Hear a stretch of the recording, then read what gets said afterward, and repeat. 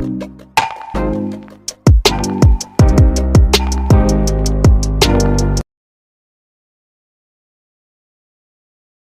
दोस्तों, मैं मनमोहन सरता स्वागत करता हूं आपके अपने YouTube चैनल इन्फिनिटी क्लासेज, जिसमें हम आज बात करेंगे फूल पत्ती वाली क्लास की 10 प्रमुख क्वेश्चनों के बारे में।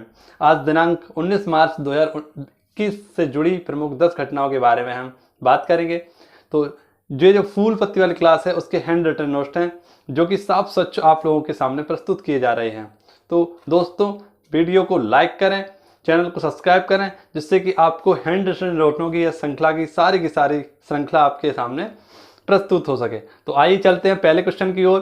पहला क्वेश्चन हमारा, भारत सरकार द्वारा किसे नेशनल सिक्योरिटी गार्ड का डायरेक्टर जनरल नियुक्त किया गया है? तो NSG नेशनल सिक्योरिटी गार्ड, इसके जो जनरल डायरेक्टर हैं इनको नियुक्त किया गया है वो हैं MA गणपति। इनका कार्यकाल 29 फरवरी 2024 तक रहेगा।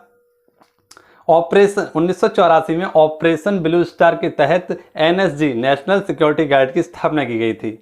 नेशनल सिक्योरिटी गार्ड की स्थापना इसलिए की गई थी क्योंकि इसके लिए आतंकवादियों को कम करना और इसका जो एक्ट आया था वो आया था 1986 में। इसी के तहत इसकी स्थापना की गई थी। इसके जो कमांडो होते हैं उन कमांडो को कहा जाता है ब्लैक कैट, यानी जो इसके NSG के कमांडो होते हैं उनको कहा जाता है ब्लैक कैट। तो ये आपके लिए काफ़ी इंपॉर्टेंट होगा, तो इसे हम इंपॉर्टेंट करते हैं। ब्लैक कैट क्या होता है, ब्लैक कैट से क्या तात्पर्य है? तो ये NSG के जो कमांडो होते हैं इनको कहा जाता है ब्लैक कैट। आइए चलते हैं इससे रिलेटेड कुछ अन्य प्रश्नों की ओर। तो अन्य प्रश्न में हम देखते हैं ऑपरेशन मेघदूत, ये क्या है?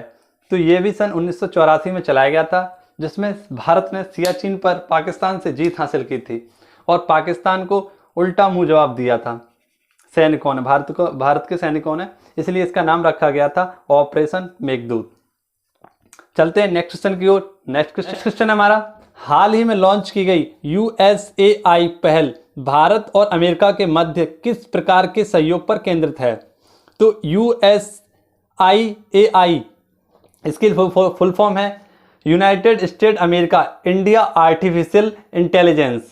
इसके तहत क्या ये जो पहल चलाई गई है, इसके तहत बताया गया है कि किस प्रकार से जब मशीन मानव मस्तिष्क की तरह व्यवहार कार्य करने लगती है तो किस प्रकार से एक कृत्रिम बुद्धिमत्ता उत्पन्न होती है, इसी के बारे में यह पहल चलाई गई है। तो इसका आंसर हो जाएगा कृत्रिम बुद्धिमत्ता। इसके तहत यानी जब कोई भी मशीन एक मनुष्य की तरह कार्य करने लगती है, जैसे होटलों पर रोबोट, एसी वगैरह जो काम करने लगती हैं अच्छे से मानव के मस्तिष्क के अनुसार, तब इसको कहा जाता है कृत्रिम बुद्धिमत्ता। और यह पहल भारत और अमेरिका के मध्य चल रही है। आइए चलते हैं इससे रिलेटेड कुछ अन्य प्रश्नों की तरफ। तो अन्य प्रश्नों की तरफ चलते हैं तो देखते हैं अंतरिक्ष सहयोग, यानी अंतरिक्ष के सहयोग के लिए एक मिशन चलाया गया है, निसार अभियान। निसार अभियान, इसकी फुल फॉर्म है नासा इसरो सिंथेटिक आर्पेचर रडार, जिसके तहत अंतरिक्ष सहयोग के लिए निसार अभियान चलाया गया है। अमेरिका से जुड़ी कुछ बातों के बारे में पता करते हैं। तो एक वज्र प्रहार युद्धाभ्यास होता है जो भारत और USA के मध्य में होता है। ऐसी बात करें आगे तो ऐसे ही होता है टाइगर ट्रांस युद्धाभ्यास, ये भी इंडिया और US के मध्य होता है। ऐसी क्वाड युद्धाभ्यास और मालाबार युद्धाभ्यास, ये 4 देशों के मध्य होता है, जिनमें 4 देश कॉमन हैं, जापान, अमेरिका, इंडिया और ऑस्ट्रेलिया। ऑस्ट्रेलिया को हाल ही 2020 में इसको भी शामिल कर लिया गया है मालाबार युद्धाभ्यास में। और क्वाड युद्धाभ्यास जो भी होता है वो 4 देशों के मध्य होता है, जापान, अमेरिका, इंडिया और ऑस्ट्रेलिया। चलते हैं नेक्स्ट क्वेश्चन की ओर। नेक्स्ट क्वेश्चन है हमारा, नेक्स्ट क्वेश्चन की ओर जाने से पहले मैं आपको बताना चाहूँगा कि युद्धाभ्यास से जुड़ी जितने भी युद्धाभ्यास हैं उनके लिए मैंने एक वीडियो बना रखी है, जिसकी लिंक मैंने डिस्क्रिप्शन बॉक्स में दे रखी है। तो आप जाकर वहाँ पर सारे के सारे युद्धाभ्यासों को एक जगह हैंड रिटन नोटों की सहायता से उसे पढ़ सकते हैं। चलते हैं नेक्स्ट क्वेश्चन की ओर। नेक्स्ट क्वेश्चन है हमारा, हाल ही में जॉन मूंगफली का निधन हो गया है, ये किस देश के राष्ट्रपति थे? तो जॉन मूंगफली ये राष्ट्रपति थे तंजानिया के, और 61 वर्ष की उम्र में हार्ट अटैक के द्वारा इनकी मृत्यु हो गई है। चलते हैं तंजानिया से जुड़ी कुछ अन्य बातों के जानने के लिए। तो तंजानिया की राजधानी है दोदोमा और यहाँ की सबसे ऊंची, या यूँ कहें अफ्रीका की सबसे ऊंची चोटी जो है माउंट किलिमंजारो, इसकी एक साइड पर होती है लौंग की खेती, जिसे कहते हैं क्लोव आइलैंड। इनके नाम है पेम्बा और जंजीबार। ये यहाँ की प्रसिद्ध दो पहाड़ियाँ हैं जिन पर ये लौंग की खेती की जाती है, जिसके नाम है जंजीबार और पेम्बा। क्लोव में होता है लौंग का आइलैंड, ये पेम्बा और जंजीबार हैं। चलते हैं नेक्स्ट क्वेश्चन की ओर।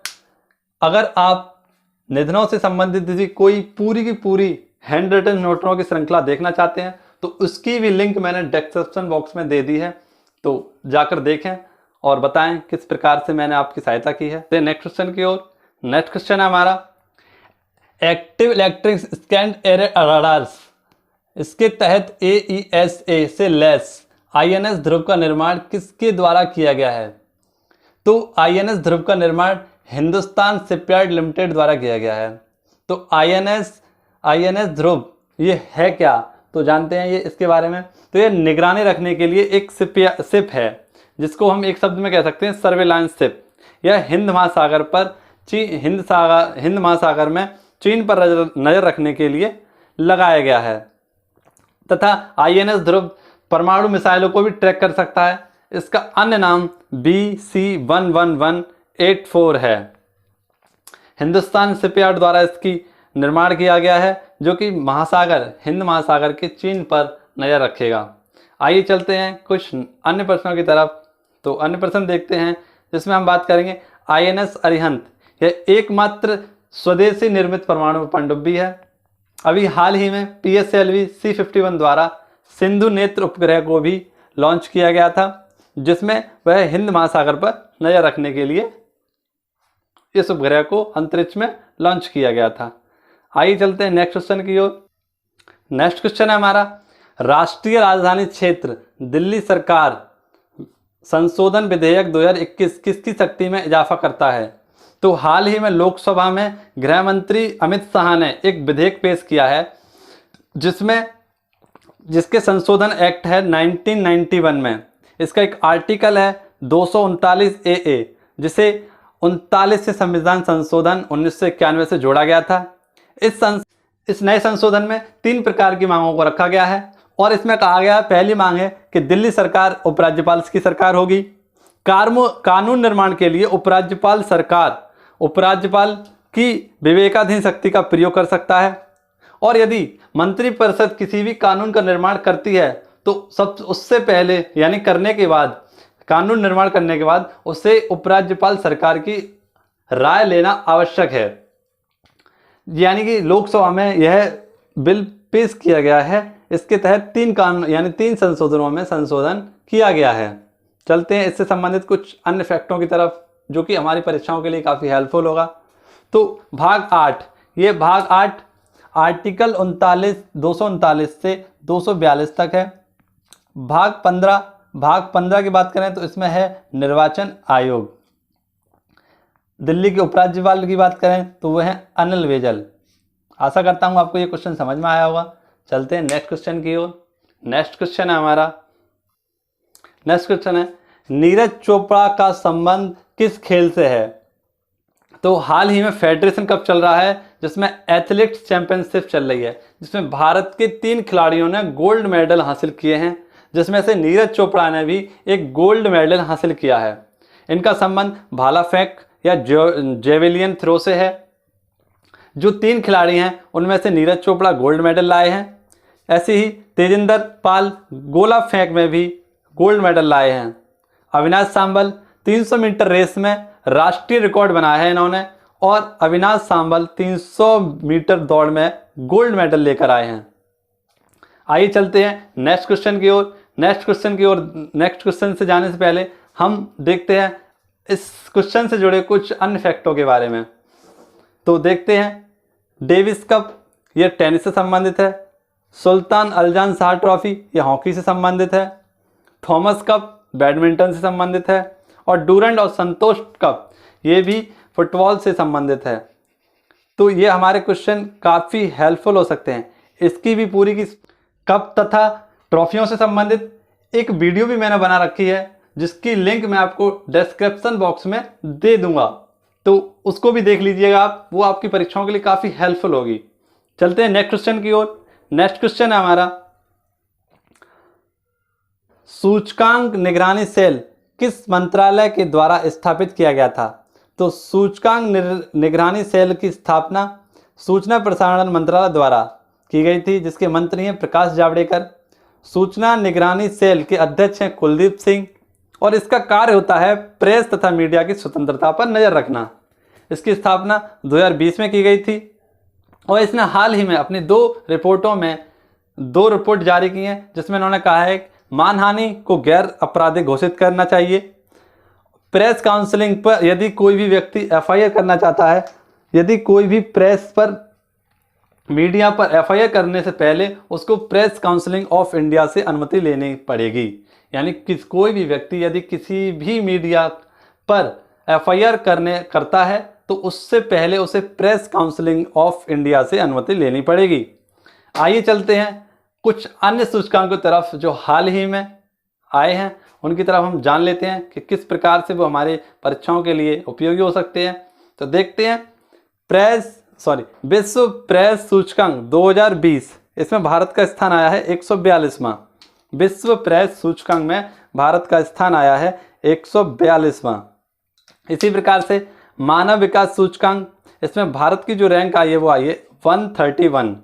इसमें प्रथम स्थान पर है नॉर्वे, और ये UNDP national united nation development programme द्वारा इसको जारी किया जाता है।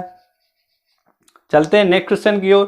नेक्स्ट क्वेश्चन है, हाल ही में ए नाइट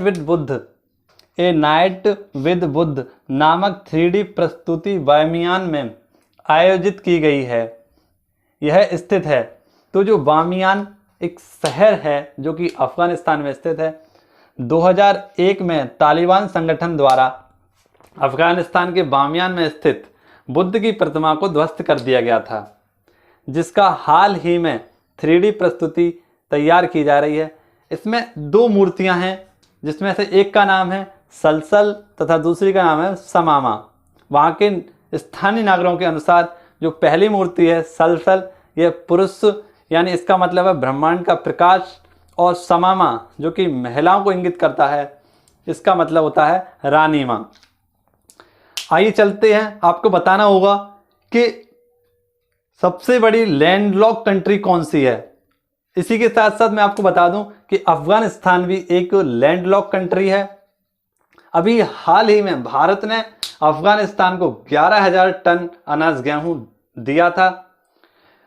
अफगानिस्तान की सीमा 198 किलोमीटर भारत के साथ लगती है।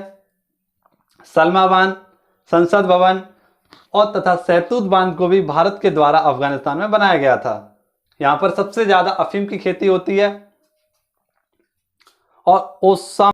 नेक्स्ट क्वेश्चन हमारा, हाल ही में किस देश ने न्यूट्रॉन्स के अध्ययन हेतु पानी के अंदर टेलीस्कोप तैनात किया है?